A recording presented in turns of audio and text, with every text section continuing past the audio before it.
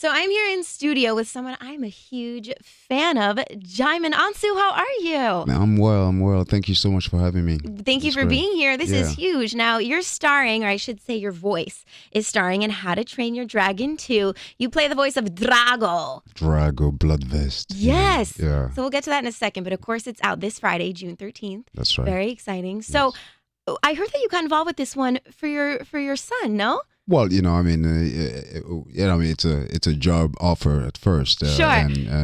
But more importantly, it's kind of like every successful actor to want to do an animated feature, at some point in your career, and certainly extend your legacy, Yeah, and so your son's going to see this one, I assume, or has he already? Yes, he was with me several times when I went to the studio to record this, and so he was anticipating seeing it. So we premiered the film in Cannes at the Cannes Film Festival, and so I took him with me over there, and so he saw it for the first time.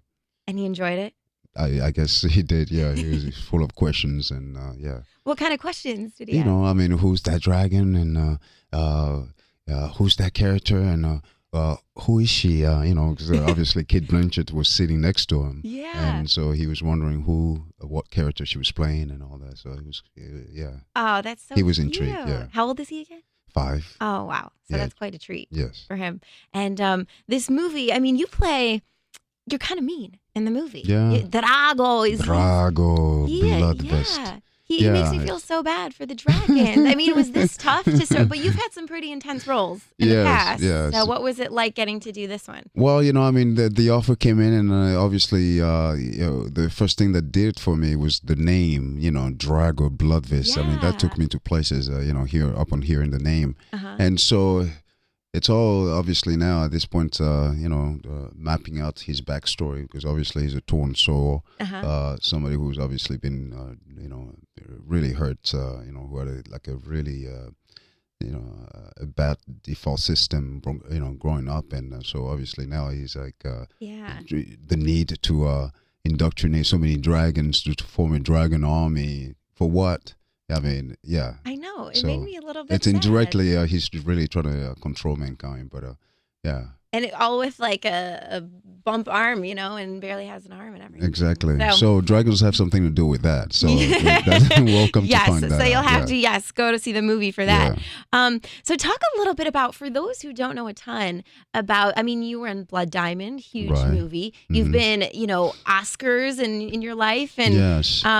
My first film, interestingly, we're doing. I'm introducing How to Train Your Dragon 2. DreamWorks is celebrating the first 20th anniversary of the opening the studio, DreamWorks. Oh, no kidding. And a couple of years after they opened the studio, I had obviously landed my major role with Steven Spielberg, Amistad, and which I got a nomination for Golden Globe, and so this is like 20 years later. Yeah. 20 years. Yeah. That's incredible. Yeah. And but you, for those who don't know, and I saw them actually cover this a little bit on TV this morning, you've been in some music videos too. We are a radio station. We do music. Yeah, that's sort of like the way I started when I came to Hollywood. And one of the first directors that I met was David Fincher, who was a great director these days, and who's also doing a lot of powerful films. But anyway, so it was with him I started doing a lot of music videos, commercials, and same as Michael Bay, Yeah. And so Paul Abdul, straight up, that's you. Yeah. You're the guy. Yep. Do you want to do a little demonstration? Do you remember? Because I remember it quite well. And the Janet Jackson video, yeah. Yes. Obviously. For which one was that again? Love Would Never Do Without You. Without You, Yeah. And then there was one more, Madonna. The other one? Tina Turner. Tina Turner. Yeah. Do you remember doing those? What was it like getting to work with Paula Abdul and having her be all up and with you? Was it fun, I assume? Yeah, it was fun. I was in a completely different world. It was, but again, it was the passion was always making films. Yeah. Yeah. So I sort of like accidentally landed on becoming a model. In Europe, that's where I grew up, in France, and so when I came to Hollywood, it was to pursue acting. Yeah.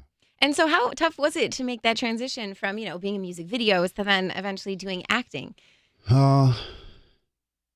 Well, obviously anything that you're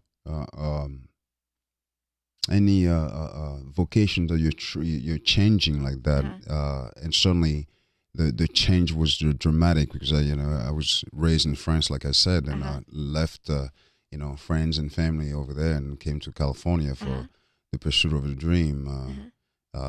Yeah, it's tremendous. I mean, now it's quite rewarding. Sure. Yeah.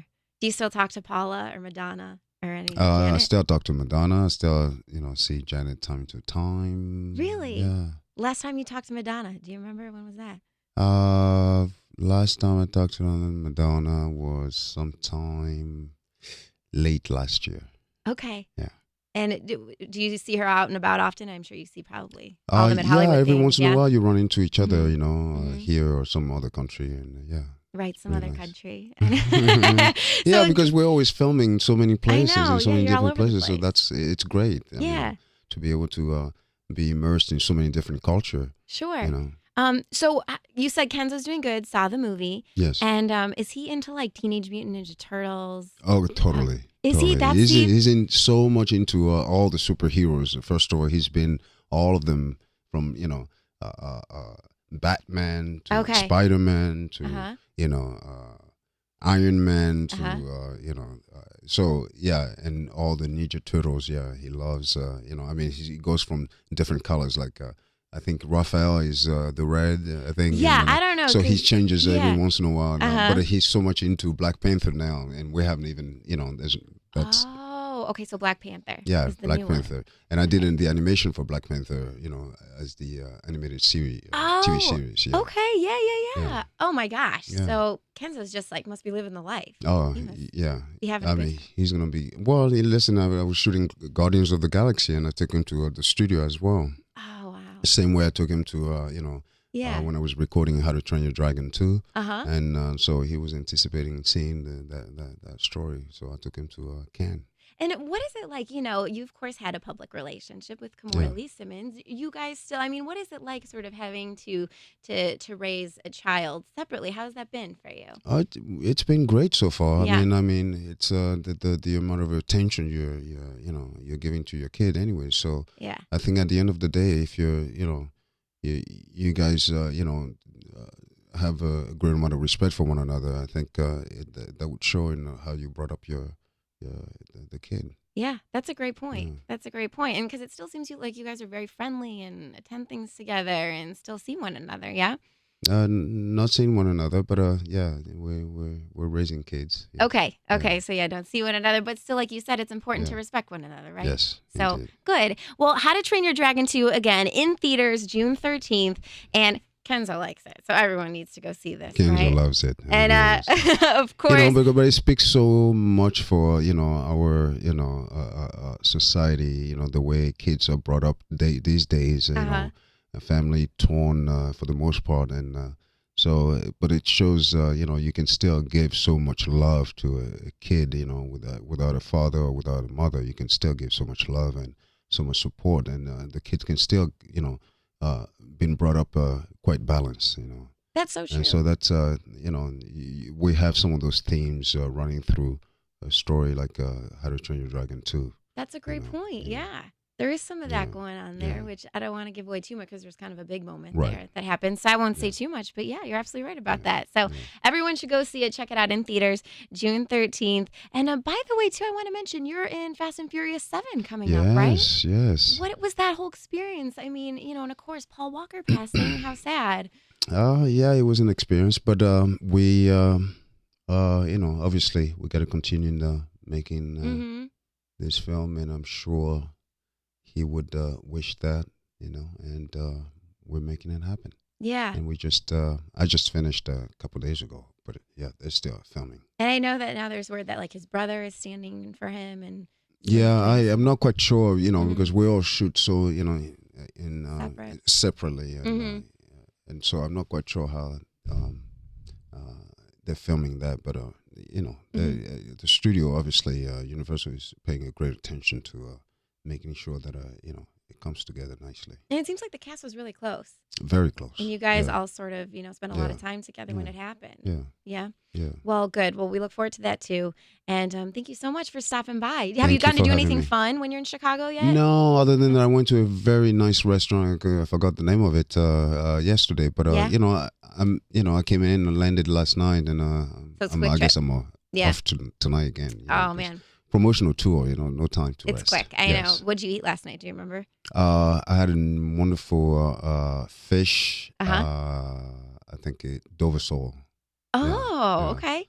Sounds good. It was good. Good. Yeah, Well, tasty. so great to see you, Djimon. Thanks for coming. Thank you for having me.